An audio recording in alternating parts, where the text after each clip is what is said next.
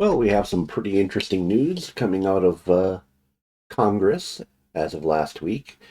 Everyone was freaking out over the Speaker of the House vote, and we finally reached a point where all sides could more or less agree on what was going on. So, what was this all about? And the answer is very difficult to understand because the information we're presented is not merely it's conflicting. Polar opposites would be a good example or a good way of describing it.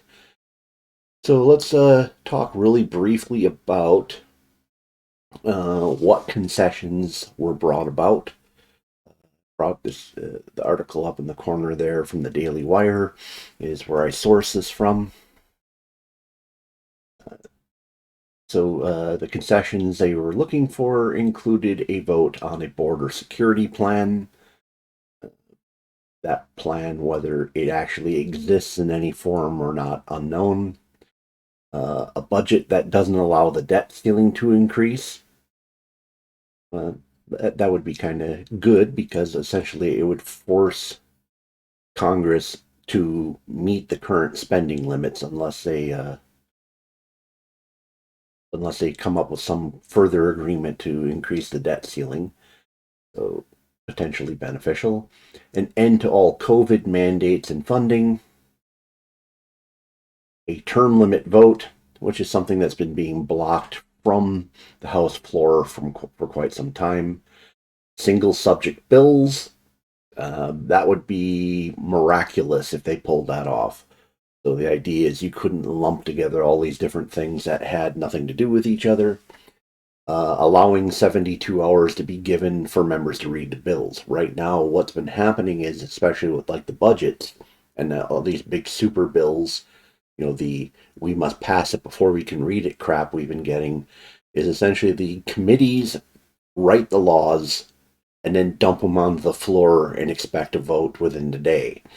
The 72-hour delay could potentially give time for people to read it, people to mobilize voters against things that are problematic, and potentially the ability to post offending parts of bills online for us to see. Another key provision is allowing for any member to introduce a motion to vacate the chair, meaning that members can demand a vote to remove the speaker from the position. Another concession was creating an open amendment process to bills, making it easier for lawmakers to change bills during debate. To describe what the meaning of that is again, especially with budget bills, what's been happening is the budget is released from the Ways and Means Committee, and essentially they block debate and amendment from the floor on the bill and just say up or down. You vote yes or no, take it or leave it. Nothing you can do about it. Potentially, what this would allow is the ability for congressional members to find things that really don't have uh, a lot of support and float amendments to strip them out of the budget, putting congressmen in awkward positions of having to vote for things that are uh, either silly or embarrassing or something that very clearly looks like something that's only beneficial to that congressman's district. Another concession was the guarantee of a church-style committee that would be formed to look at into the politicization of the FBI.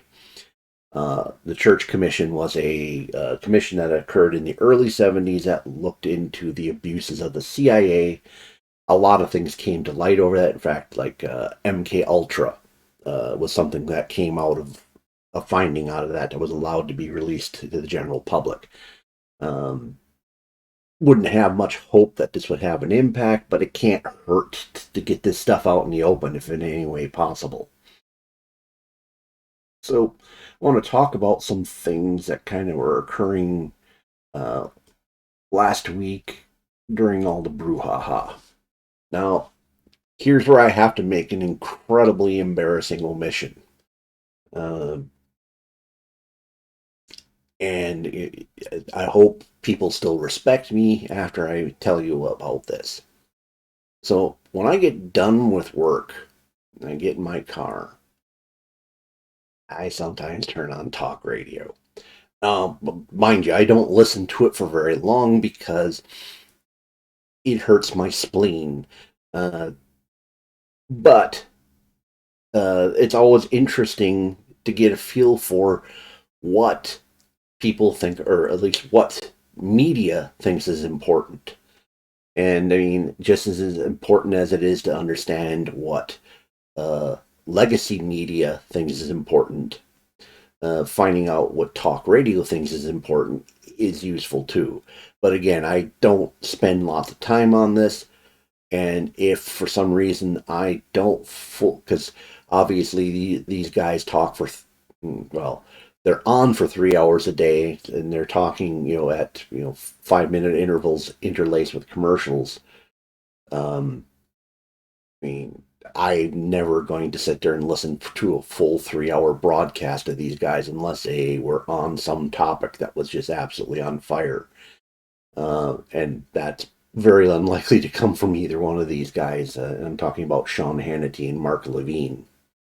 So listening to these guys at the beginning of the week, around the Monday, Tuesday time frame, uh, they were pretty adamant that there was no further concessions that could be possibly made. That essentially the Republican holdouts who weren't voting for McCarthy were just embarrassing the party, and it was just horrible that they were doing what they needed to do, and they needed just to grow up, shut up, and vote and get it over with. Now, completely contrary to their assertions, several of the holdouts claimed that the final concessions came the last day before the vote. That their point was that uh, the main concessions they wanted to get in place, I think one of the big ones was the ability to amend the budget from the floor, or at least proposed amendments from the floor, was one of the last things they got. And if you consider that list, that's probably one of the more important things. Go further, Levine claimed to be privy to information that the plan the holdouts had drafted, uh, or the holdouts were using, was drafted by some unknown person outside of the GOP. But he didn't want to give anything away, so he declined to offer who this person was. And he didn't even give us a rough caricature of who this person was, like, some tech billionaire or something like that. There was just no identity at all to understand who this mysterious person was. Um, and he strongly intimated at the beginning of the week that all the stuff that was being brought up by the holdouts wasn't anything that a good, solid conservative should be interested in. And not that I agree wholly with everything that's in the list or think they're earth shattering or useful. I would say that's all red meat to the conservative movement. So I'm not sure what, if anything, Levine thought he had privy to. Uh, another interview during the week from Lauren Boebert of Colorado. She claimed that this package of goals had been presented to McCarthy in the summer. And this was at the time when everyone was thinking the big red wave was coming. And according to her, McCarthy laughed them out of his office, basically saying that he didn't need the Freedom Caucus to be elected chairs because they're going to have such an overwhelming majority that there's plenty of moderate Republicans who would basically push him over. And he didn't seriously come down to start negotiating until right this week when everything kind of blew up. And according to her, the McCarthy wasn't going to entertain any of these things because he didn't think he needed them. Once he was in a position, because the Republican majority is so thin, that he absolutely needed these people, then he actually started negotiations. First by trying to slam them and make them look like idiots and everything else like that, and hoping to shame them out of their course of action, and they pretty much stood their ground.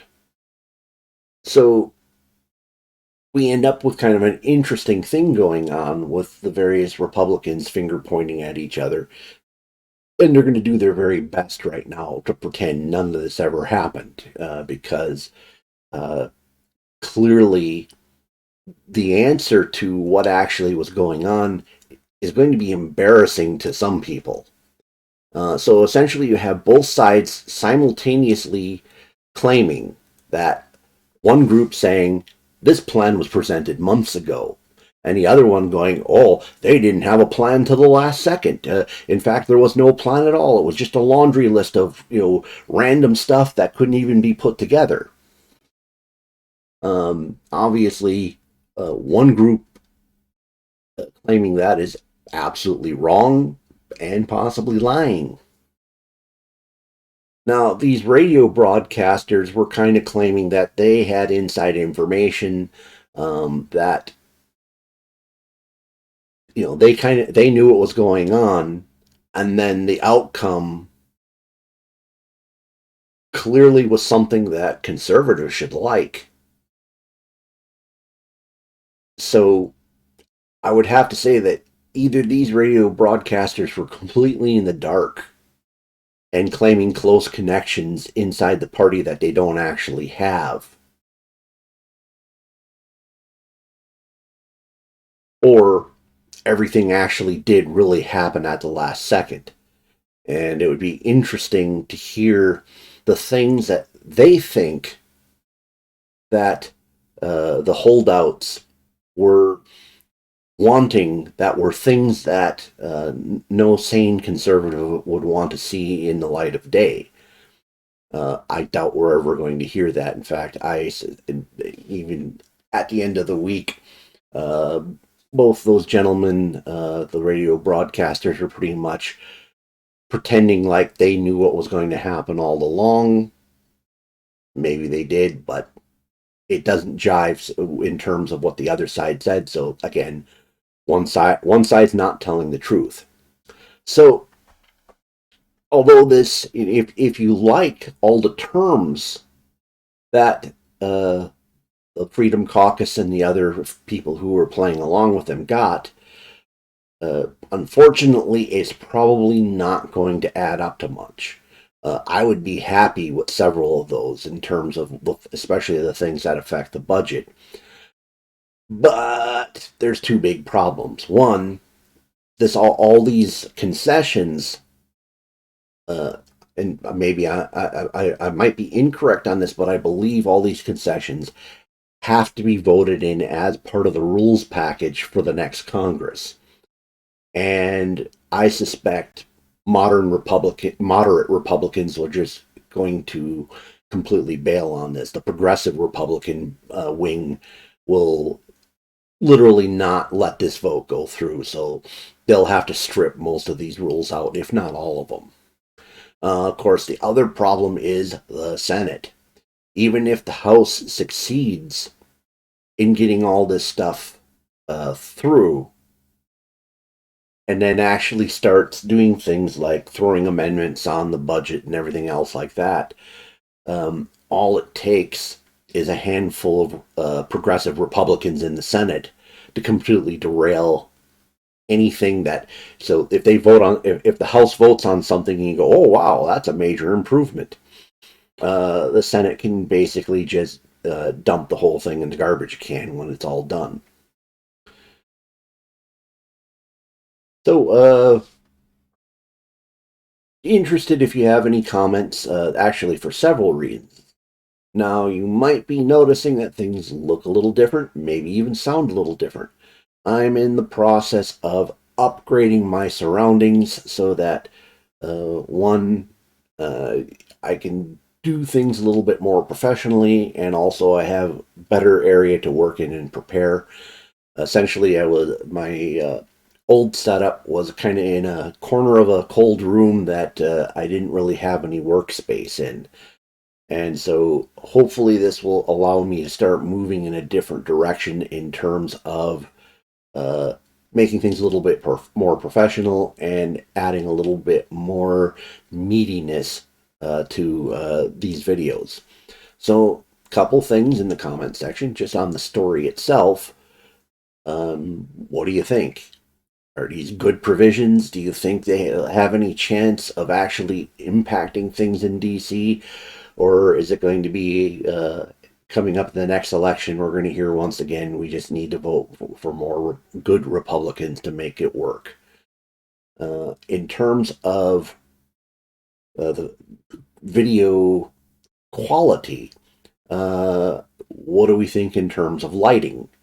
Is this effective lighting? Do we need to alter hue a little bit more light uh, to this side of my face? And also, I'll be, oops, mirror. Right behind me, I should have where the cardinals are. I should have another bookshelf moving in there. My reference books, like to have them handy. So there's a light part.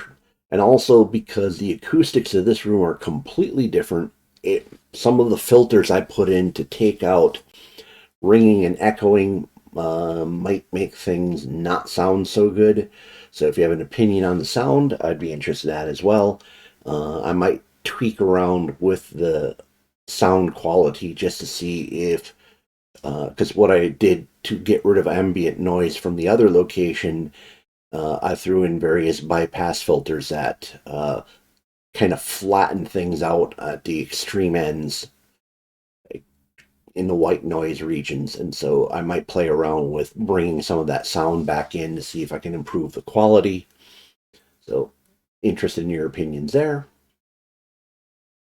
So, please smash the like button. If you've stumbled across this video via the YouTube algorithm, consider taking a look at the other subjects I've talked on. Consider subscribing to my channel. And if anything I brought up here you think might be interesting to somebody else, consider sharing it with them. All right. Thank you for spending time with me this evening. Hope to see you again in a future video.